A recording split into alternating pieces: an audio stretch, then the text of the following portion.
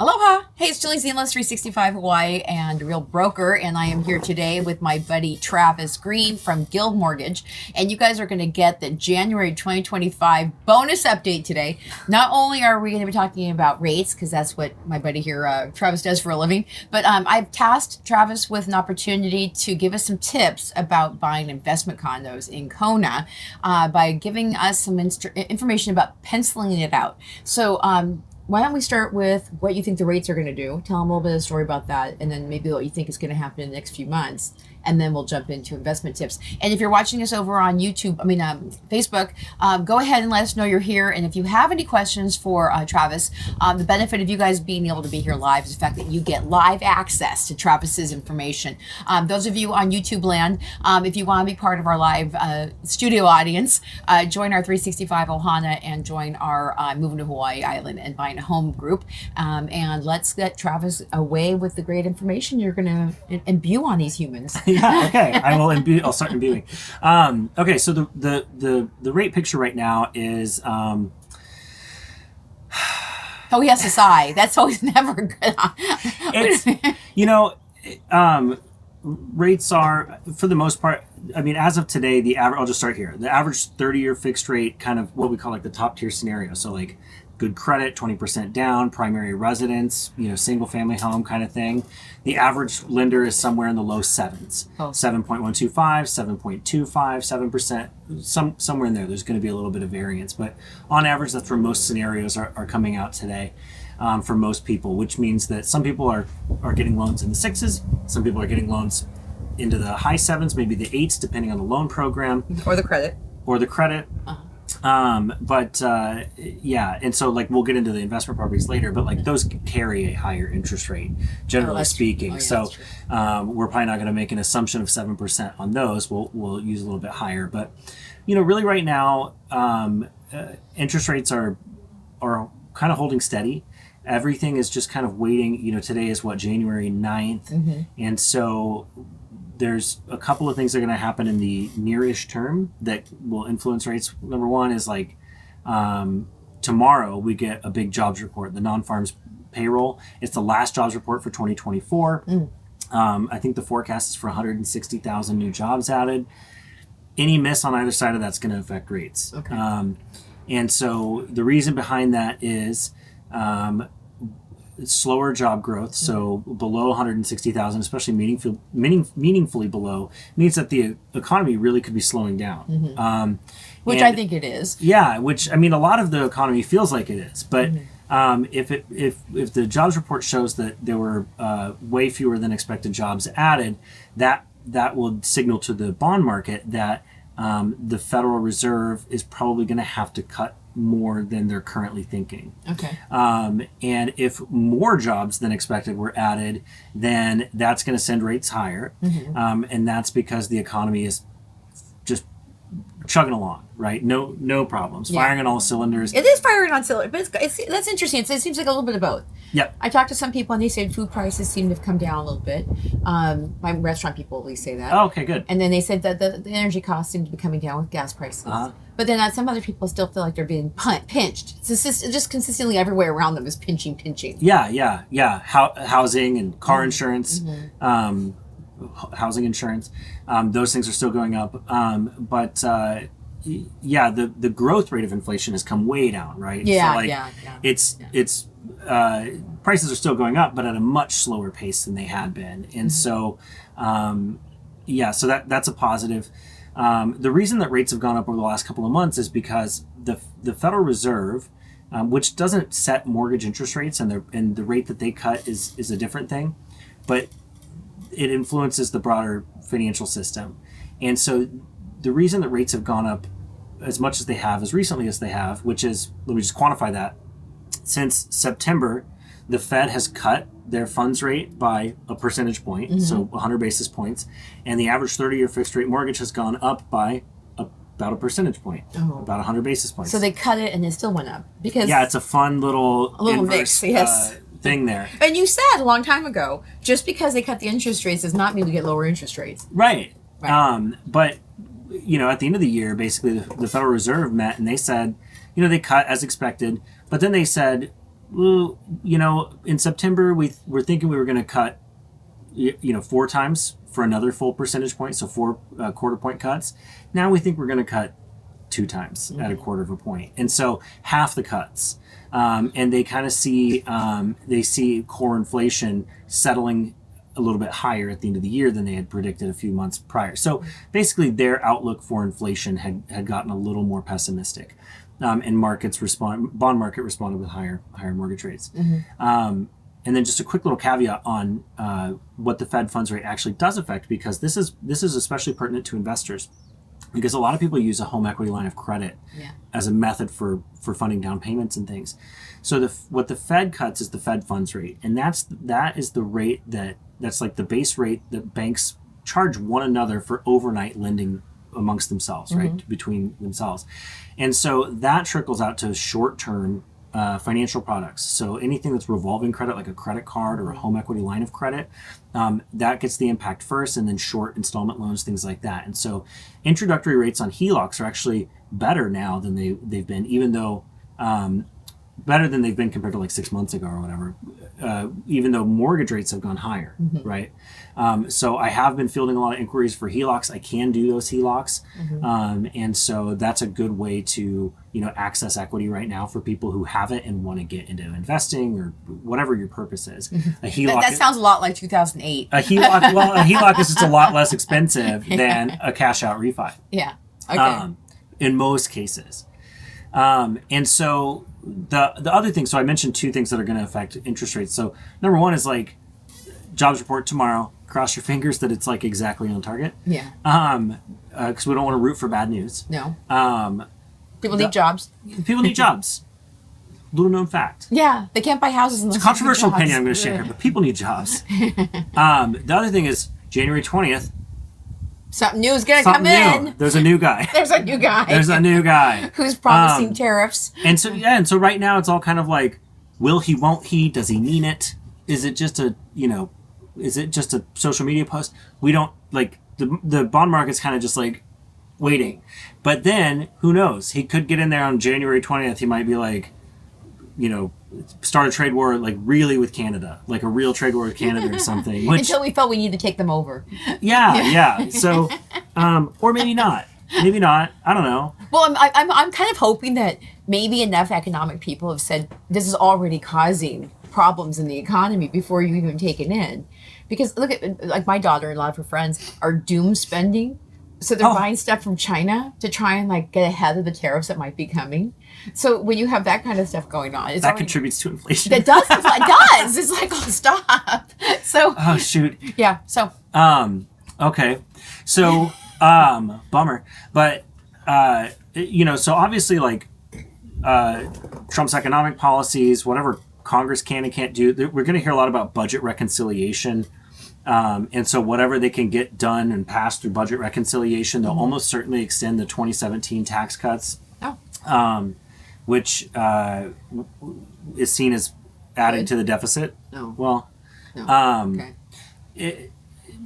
It saves like the top earners quite a bit.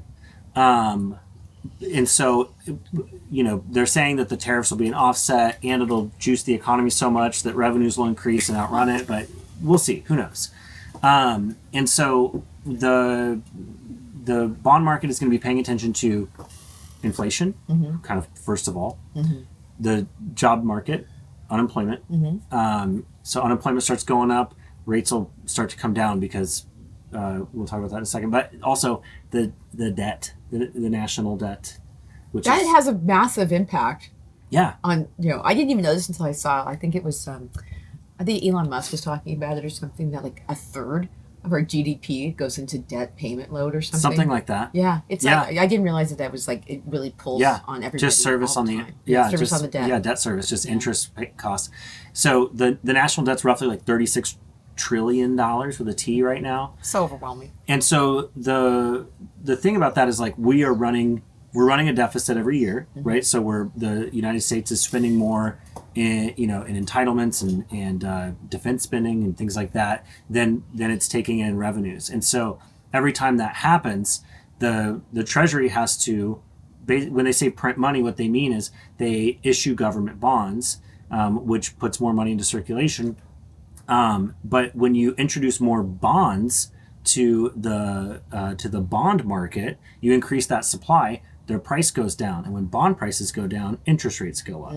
And so that's another concern for the bond market in regards to interest rates is, long-term interest rates, if bond prices are going down because we're issuing more bonds to cover the deficit, that's just mathematically going to push long-term interest rates up. Yeah. So national debt, unemployment, and inflation.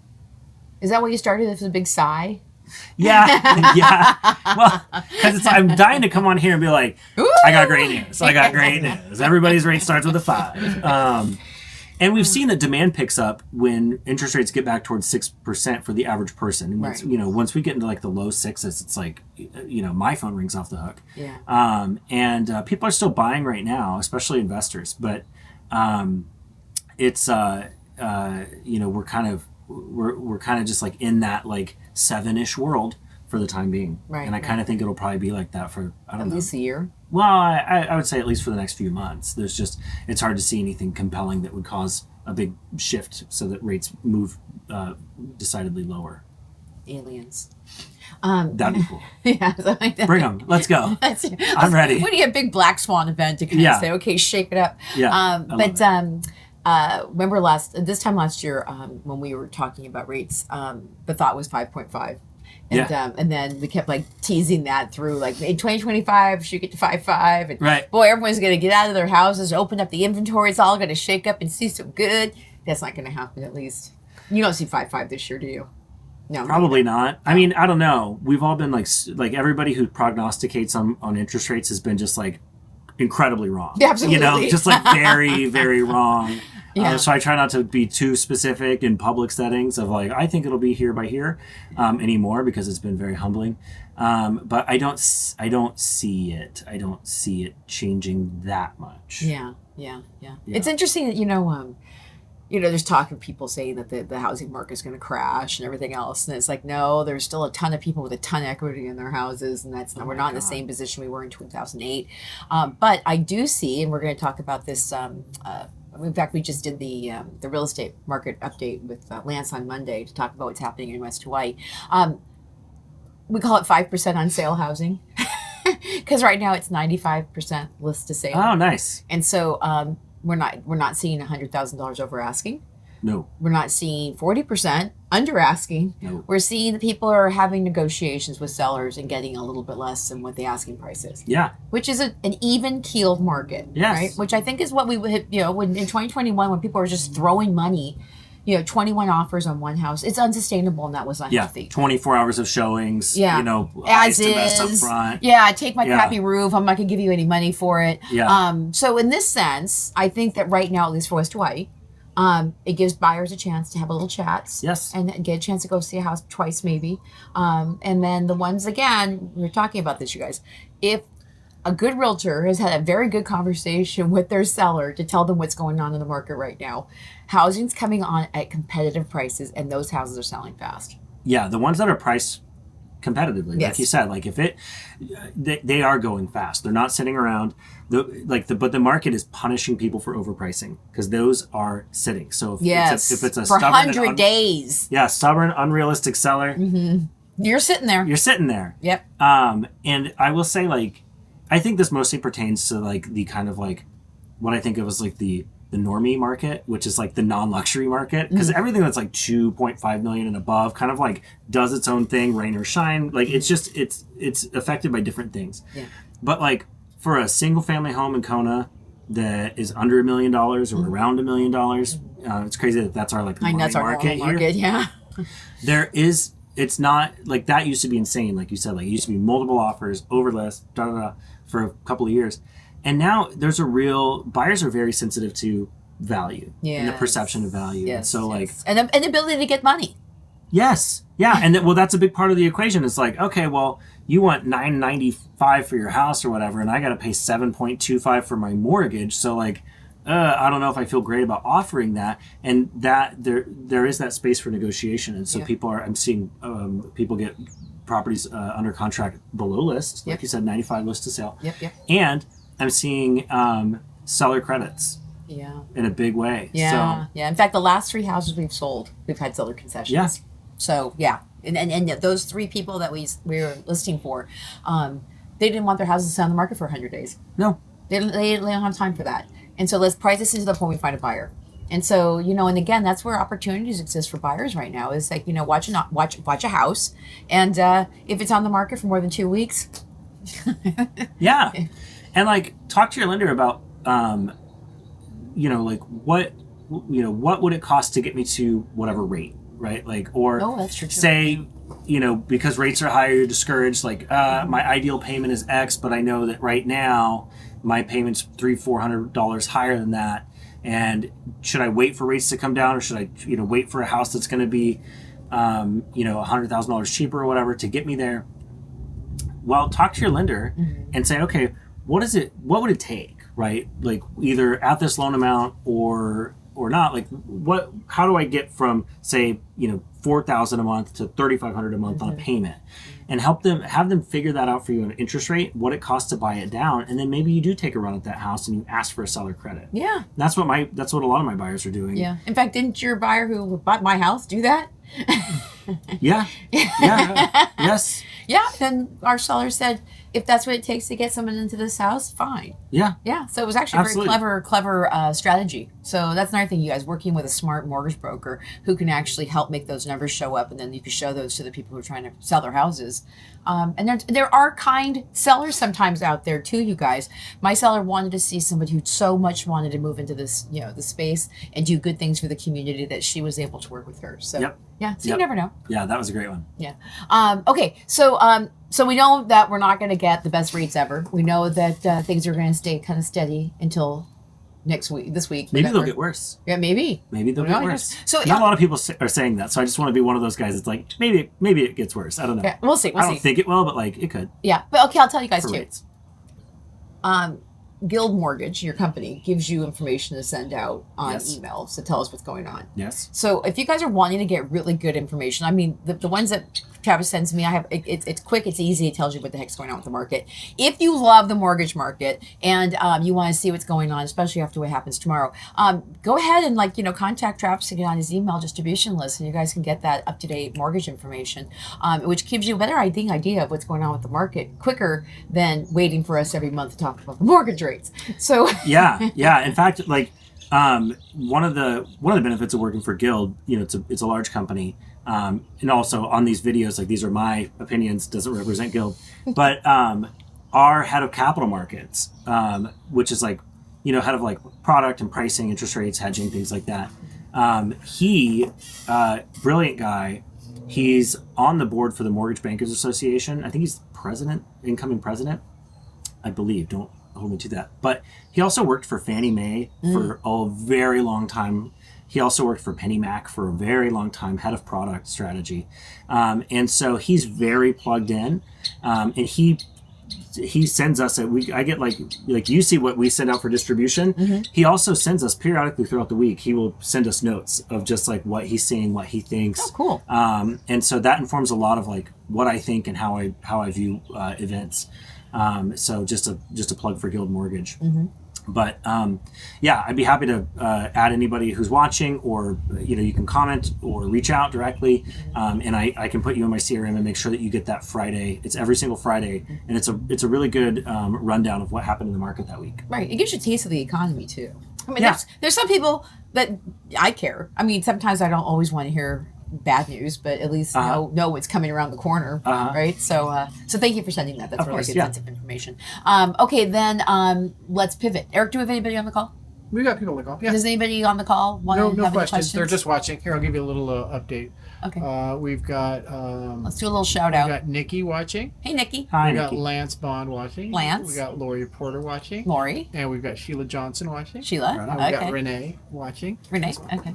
Okay. So good Thanks for people. watching. Yeah, thank you. And I know that they care about the market a lot more than others, because they're saying, okay, is now the time to buy.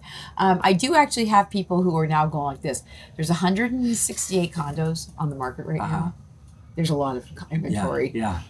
That usually means prices will probably have to soften Right. It's happening. Yeah, it's happening. So just so you guys know. It's in progress. Yeah. So it's interesting that as the mortgage rates go up, HOAs go up, prices come down because that's how economics work. Yeah. Right? it's like you squeeze one part of a balloon and the other part gets bigger. Yeah, right. So, it's that effect playing out, especially on condo prices. Yeah. The master insurance increasing, interest rates. And then like you said, a lot of sellers have just decided, a lot of people, benefited a lot from property appreciation. Yes, Maybe they bought something for a really great price, and they've held it. Maybe they've used it, rented it, whatever, and now they don't want to go through this next chapter of whatever happens with condos, and so a lot of those are hitting the market, and so. I have buyers buying condos, but who's buying them is investors. That's right. Which segues perfectly into what our next conversation is going to be about. I brought this up because I have 3 buyers who are looking at condos here on the island, and West Hawaii specifically, but a few even in Hilo. And they're asking about condo complexes. Yes. And they're looking at prices. Yes. And that's it.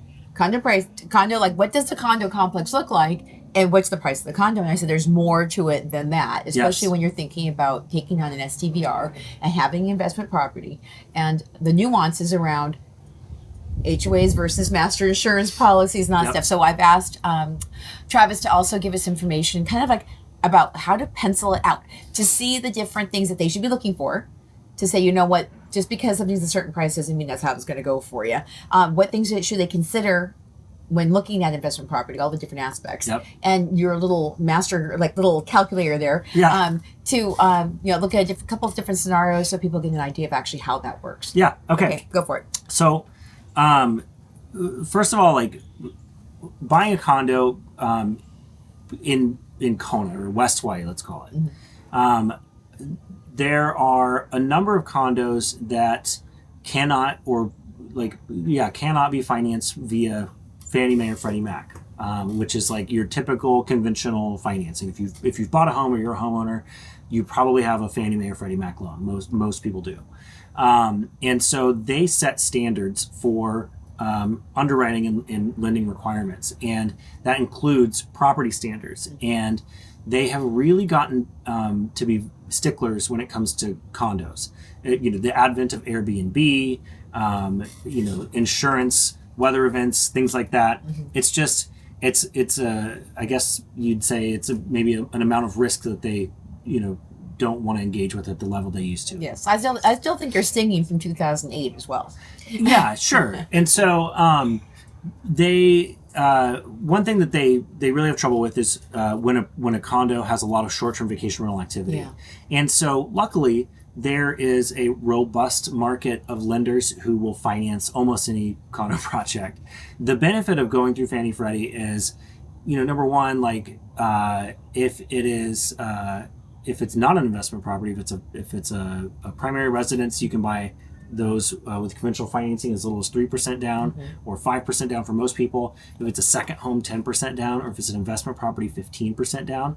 For most of what we will call them portfolio lenders, for these non-eligible condos with Fannie Mae and Freddie Mac, those are usually going to be 20% down or more. And then just going back to Fannie and Freddie for a minute, if they do approve a condo, and they kind of maintain a list that we get to check every once in a while. I check it all the time, but it's not always up to date. If they do approve a condo, proceed with optimism, right? Like that, because like it kind of went through the gauntlet.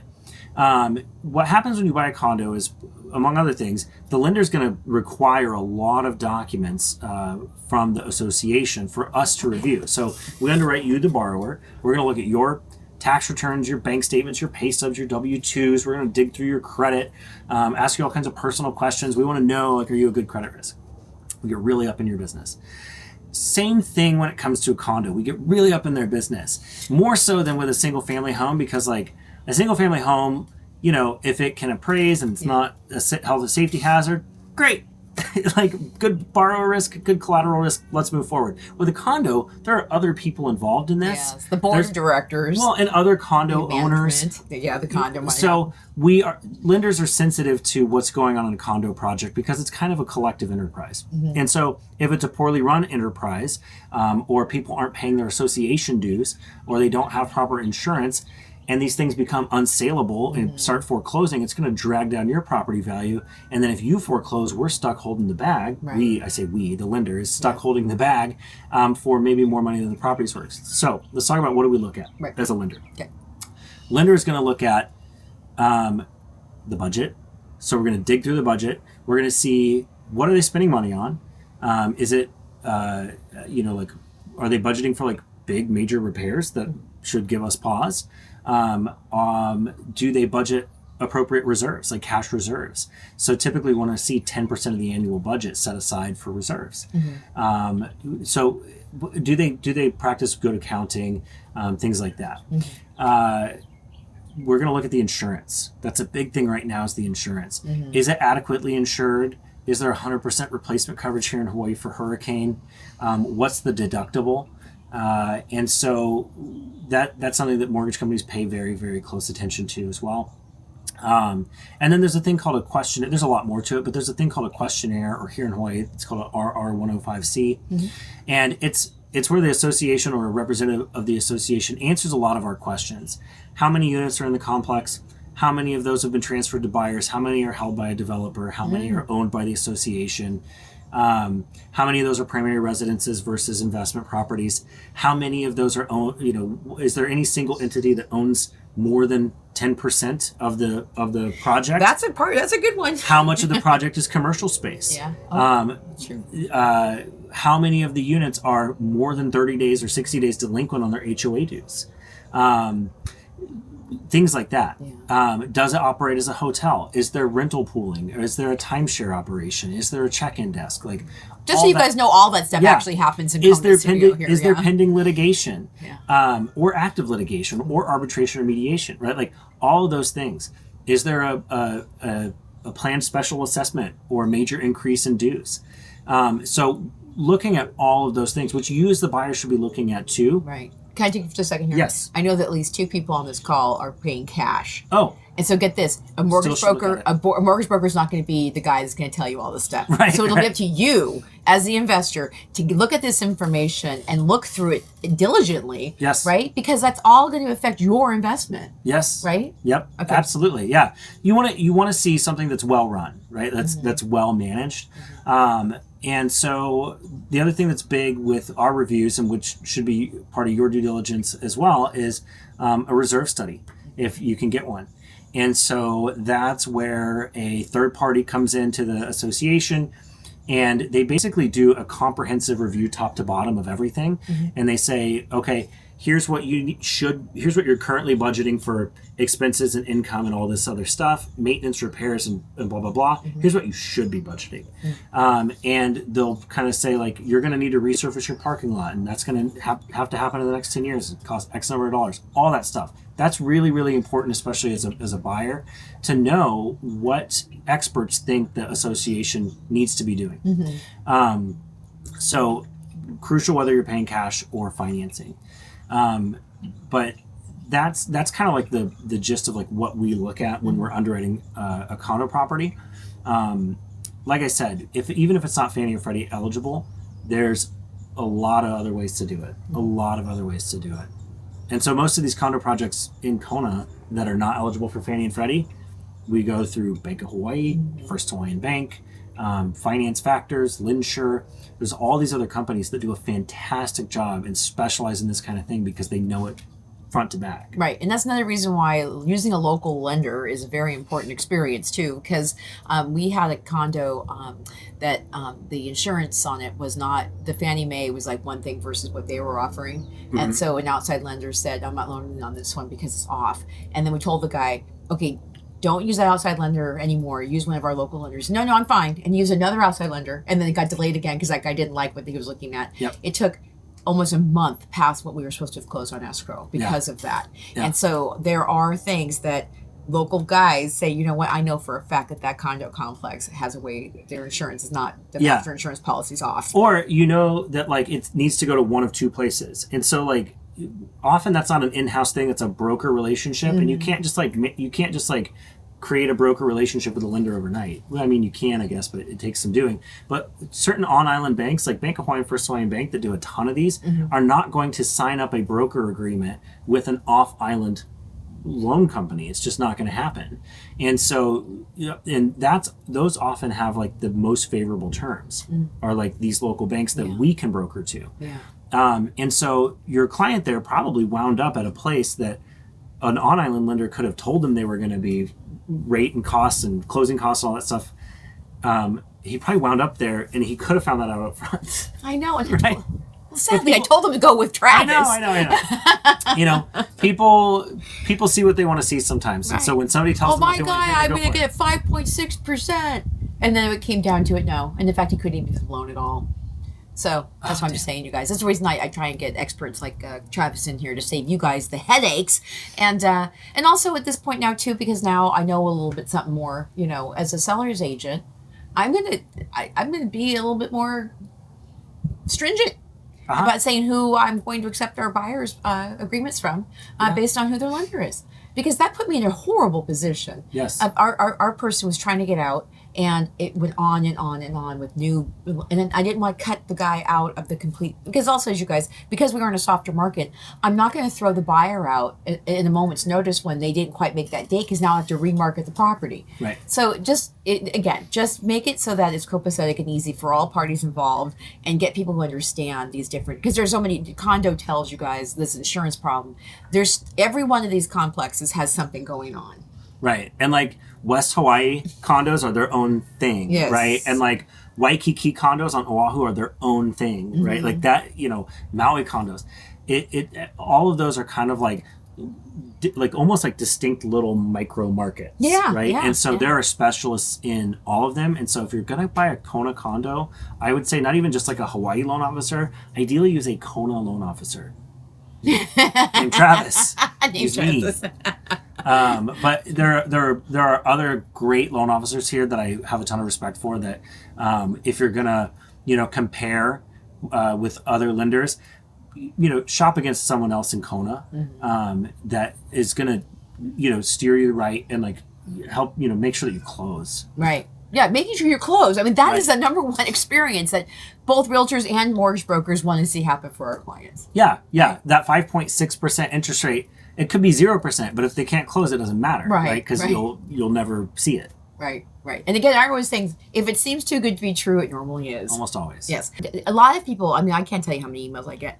People with this grand idea, they want to have a second condo somewhere in the world just to hold on to have some real estate in their portfolio, right? And then they want to be able to come and do what they want to do every now and then they might want to retire into it when they get to retirement age. And so that's kind of like their plan. So they figure even if they had to break even, at least it keeps it here and keeps it going to the point where they can get them themselves. Or even if it costs them some money, right? Like that's just kind of sometimes the cost of investing. If you have a very, very low shelter expense and you have lots of room in your budget, you don't need this to pay for itself necessarily, right? Like if it costs you $500 out of pocket that's not covered by rent every month or something like that, you can think of it that way. It's like you're just, that's the cost of investing. There you go. Because also it's going up, let's just say, in general, the price of condos are going up at least 4% every year in general. I mean, it's not kind of like the cost of inflation at 4%.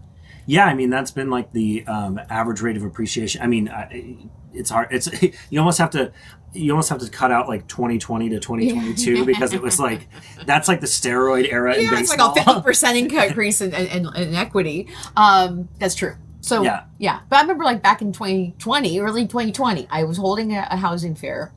And I asked some of the realtors to come over and talk about investment condos.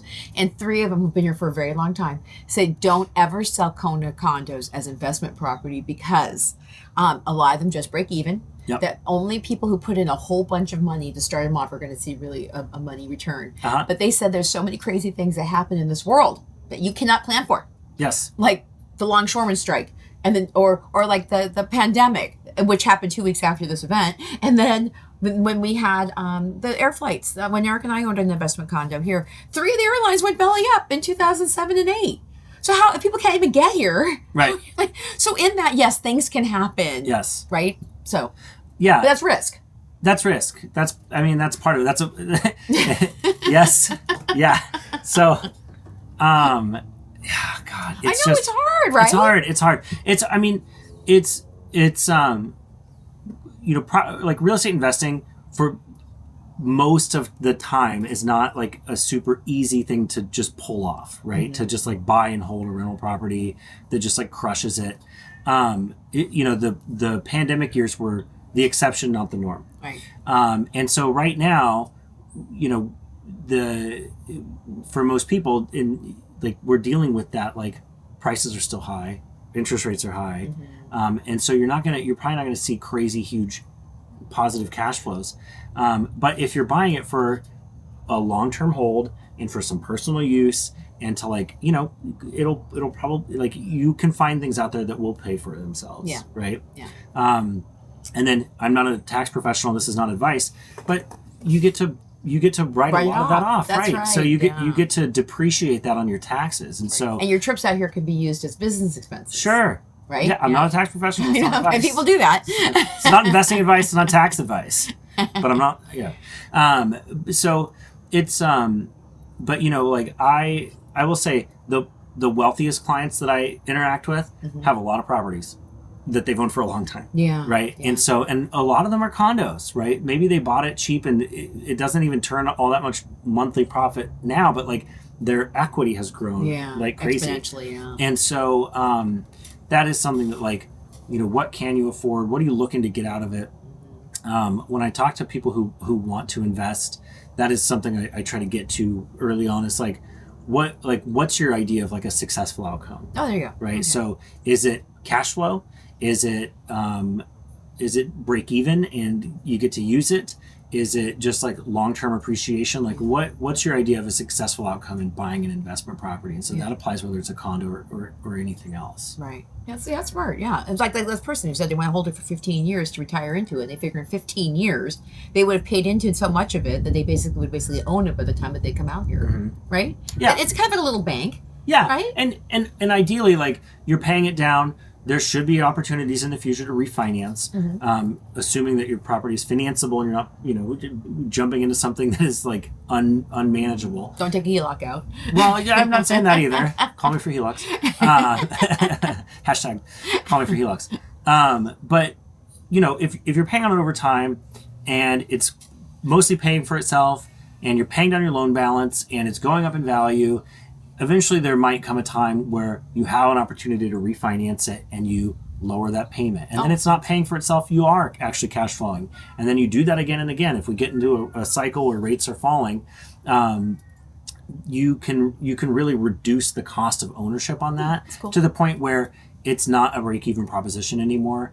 You shouldn't go in planning for that to happen, but that is often what does happen. Okay. After enough time. So you can keep taking money out of the condo, the equity, Well, you and don't paying even it have to, back into paying in the mortgage. you don't even have to take equity out. You're just refinancing these. So like, let's say you start off with a mortgage of $400,000, right? And you're paying it down over time. And after some time, let's say you owe $350,000 and the condo is not worth $500 anymore. It's worth $550 or $575. Well, you're in a better loan to value position, so that's favorable. Right. And then if rates are falling, you just refinance that $350 that you have. You just take out a new loan for $350. You pay off the old one. You get a new one. Yeah. You start over at 30 years. Again, so lower balance, 30-year term, lower rate. You're gonna have a lower payment. Oh, okay. And so you can do that essentially every 6 months. Oh, interesting. And so that's what people do when rates are falling. Is they'll go from 7 to 6 1/4 to 5 1/2 to 5. And then eventually they'll find some kind of rates will start to go back up again or whatever, and they'll be like, great, I'm done. And now my property cash flows. There you go. Yeah, Okay. And also, you talk about inflation. That the condo that Eric and I used to own was a 1-bedroom, 1-bath, and we were getting like $100 a night for it. Nice. Well, now it's going for $250 a night. Yeah. So, I mean, at some level, also, inflation does catch up with what you're paying for the mortgage. Is also probably people are paying to stay there. Right? I mean, it's not cheap to stay in Hawaii any longer, that's for sure. And we're not building any more condo complexes. So there's a limited inventory with still demand for coming here, Yes. right? Yeah. So in that sense, at least we're not. It's not like Bothell. My friend lives in Bothell. They're building condoplexes everywhere. I thought you misspoke. I thought you were trying to say brothel. And I was like, No. I was like, oh, well, and that's it's a type just of it. condo project. All these old condo complexes along the coast, they're not being backed up with brand new condo. So, No. So people in the front get screwed, and the people in the back win out because it's not like Miami. Right. Miami, where they kept building and building and building, and now look at that entire thing is falling apart.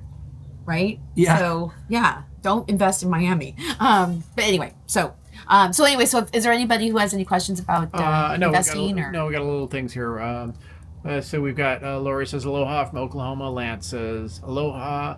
Lori Baker says it's 6:05 for Kona Mansions for the HOA. Oh, thank you. Thanks. Thank you. Thank you. And We love people who are fact checking. Mark Gross is 6:05 until they raise the rate of insurance. Okay, so Mark's I think they watching might have too. already done it. Mark is watching. Okay, so I have to give a shout out to Mark. I think that rate increase just happened. Sorry. Okay, Okay. because Mark Gross was one of these people. Mm-hmm. He got in. He had a little extra cash.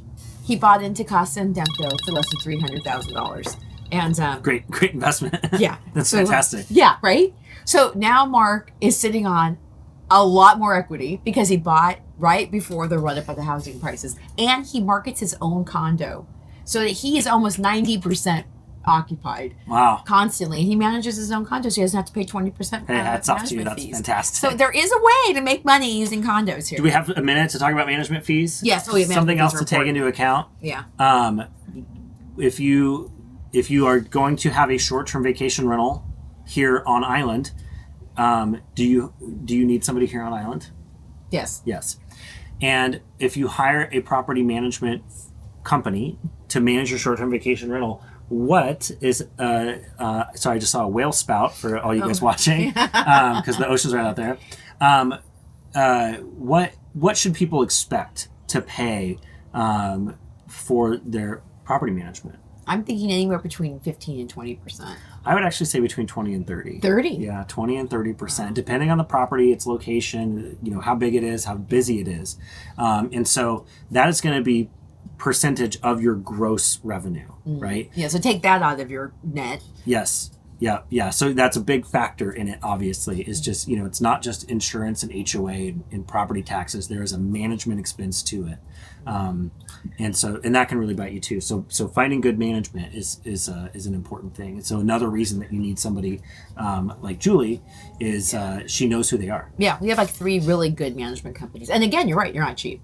Like Knudsen and Associates is great, but they're right. To get the top level service of Knudsen, it's 30-35%. But I'll tell you what, I've been at Blake's house on a weekend. Yeah. And You get phone calls. And yeah, we're all hanging out, drinking wine, and it's 9:00 at night, and he was answering the phone because he was on call. He was like, no, I'm on call. I'm the person that's covering the phones. Yeah. And he was like, I think he had to get a plumber out the next morning, which was a Sunday. Like, it was insane.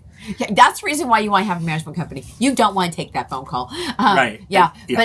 But I'll tell you too, though, is that again, if you want to do investment property, we can give you the name of like 3 or 4 different property companies, and you could actually call them yourself, and you can ask them what their management fee is for a specific condo. So they might be different for a 2-2 versus a 1-1 versus one condo that might be up in the resort areas versus down here in South Kona or whatever. So location and how big the condo is, and how much service you want. Right. It's all going to be part of the experience.